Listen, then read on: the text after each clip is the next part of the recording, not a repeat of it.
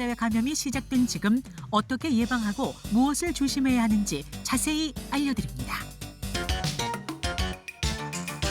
네, 여러분 안녕하세요. 37년 전통의 믿고 보는 무엇이든 물어보세요입니다. 방금 영상에서 보신 것처럼 코로나19 상황이 굉장히 엄중합니다. 확진자 수가 계속해서 늘어나고 있고 지역사회로의 감염도 시작됐습니다. 네, 계속되는 확진자 보도를 접하면서 많은 분들이 어떻게 대처해야 할지 모르겠다라고 말씀하시는데요. 그래서 오늘 방송 긴급하게 준비했습니다. 코로나19 지역사회 감염에 대한 대처 방법 자세하게 알아보겠습니다. 네, 이럴 때일수록 거짓된 정보에 휘둘리기보다는 정확한 정보를 신뢰하고 대처하시는 게 중요한데요. 오늘도 신뢰할 수 있는 정보로 함께하도록 하겠습니다. 방송 보시다가 궁금하신 점 있으시면 문자 메시지와 티벗 이용해서 질문들 보내주시기 바랍니다. 네, 19일을 기점으로 확진자가 급격하게 증가하고 있는데요. 일각에서는 이제 코로나19가 새로운 국면에 접어든 게 아니냐 이런 시각도 나오고 있습니다. 그래서 준비했는데요. 코로나19 핵심 쟁점 한번 짚어보도록 하겠습니다. 자, 첫 번째는 바로 이거예요. 코로나19 안전지대는 없다? 지역사회 감염이 시작됐나? 이런 궁금증이 이제 나오고 있는데요. 일단 지역사회 감염의 뜻이 뭔지부터 짚어주세요. 네, 지금 현재는 우리나라에서 환자들이 많이 발생을 하고 있는데 처음에는 중국을 다녀왔다든가 어느 나라를 다녀왔다든가 하는 여행력이 있거나 아니면 그런 사람들과 접촉을 했었다는 그런 것들이 확인이 되는 환자들이었는데요. 그런 환자들이 대부분이었는데 최근에 28번, 29번, 뭐 30번 뭐 그 정도 환자들에서는 접촉력이나 그런 것들이 확인이 안 되는 역학조사의 범위나 그런 데서 벗어나 있었던 사람들한테서 발견이 되고 있습니다. 그래서 이런 분들 같은 경우에는 어떻게 걸렸는지 지금 현재의 체계에서는 알기가 좀 어려운 상황이고 그러면은 자신도 모르면서 지역사회에서 생활을 하다가 다른 사람한테서 누군지 모르는 사람한테서 전염이 됐을 가능성이 있다라고 생각을 할 수가 있습니다.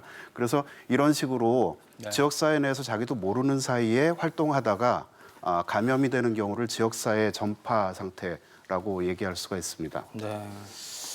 그 사고이 나면은 그냥 확진자 수가 수십 명씩 뭐 증가하고 그러잖아요. 그래서 공공장소 가는 걸 꺼려하고 무서워하더라고요. 그래서 요즘에는 뭐 어떤 분들은 심지어 집에서 셀프로 자가격리를 하는 분도 많더라고요. 네, 그러니까 지금 이제 방금 속보 자막에서도 보셨겠지만 52명이 추가로 확진자가 이제 나온 건데 그만큼 이제 언제 어디서 어떻게 내가 감염됐는지를 모르는 상황들이 시작된 거거든요. 앞으로 이게 더 확대될 가능성도 있을까요, 교수님?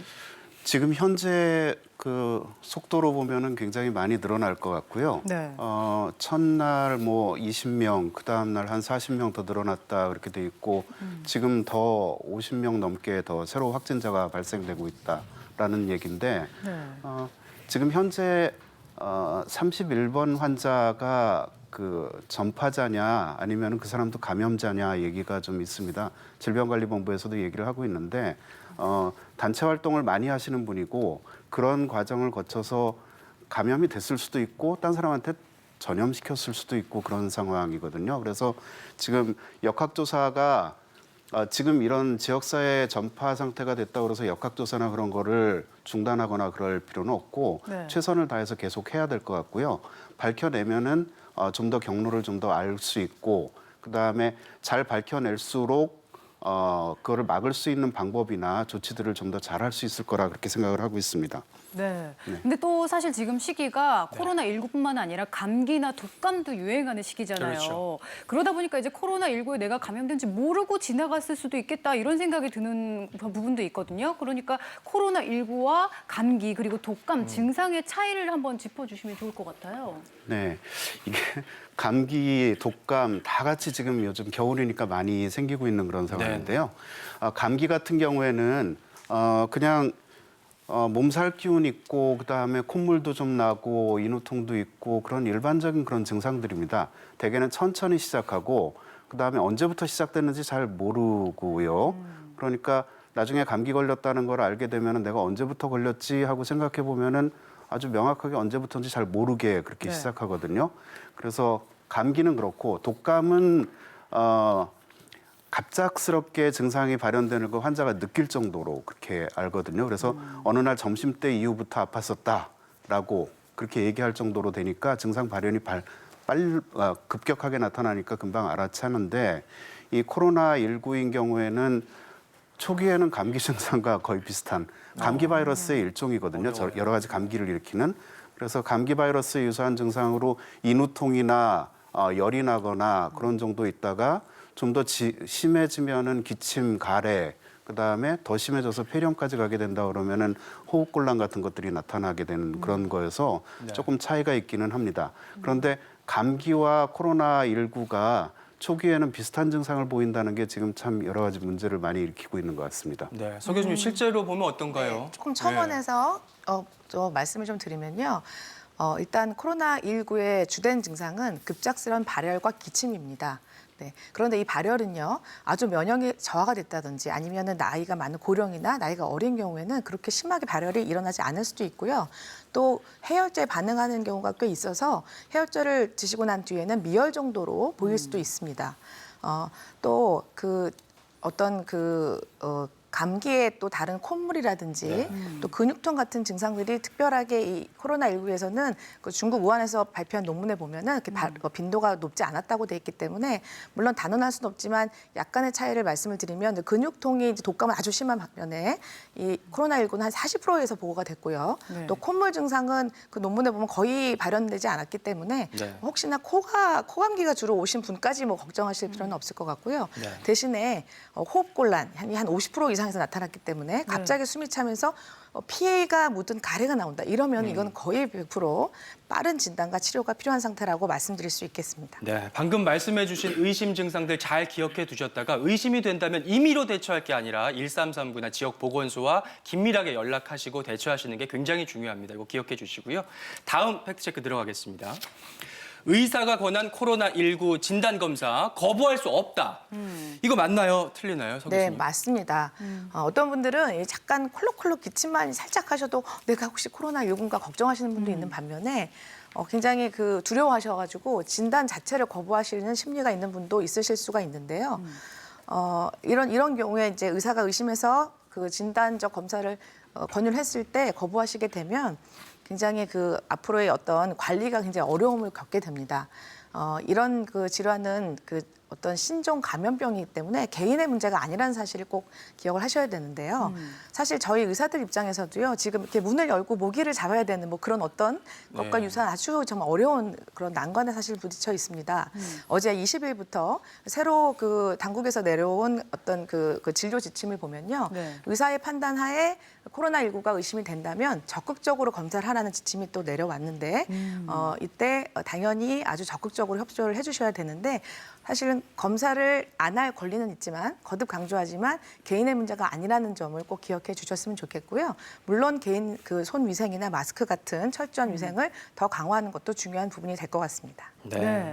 이런 의심 증상이 나타나면 사실 진단 검사를 하는 게 순서긴 하지만 저희가 여러 번 강조해드렸지만 바로 병원에 찾아가면 안 되고요. 그렇죠. 1339번이나 지역 보건소로 연락을 하는 게 방법이겠죠? 예, 그렇습니다. 사실 지금 보도 보시면 아시겠지만 문제되는 게 환자분이 병원을 방문했다가 그 병원, 의원이라든가 또는 대형 병원의 응급실이나 외래가 바로 폐쇄되는 거를 많이 보셨을 겁니다. 네. 문제가 되는 건 이때 만약에 그분이 확진 환자라면 많은 환자들과 의료진을 또 전염을 시킬 수가 있다는 거죠. 그래서 사실 중요한 것은 의심되는 증상이 있다고 느끼면 우선 마스크부터 끼고 그리고 1339에 전화를 해서 어떻게 조치를 하면 좋을지 의논을 하는 게 좋고요. 그렇죠. 의료기관을 방문을 하더라도 보건소, 관내 보건소를 방문하거나 또는 선별 진료소가 있는 의료기관이 있어요.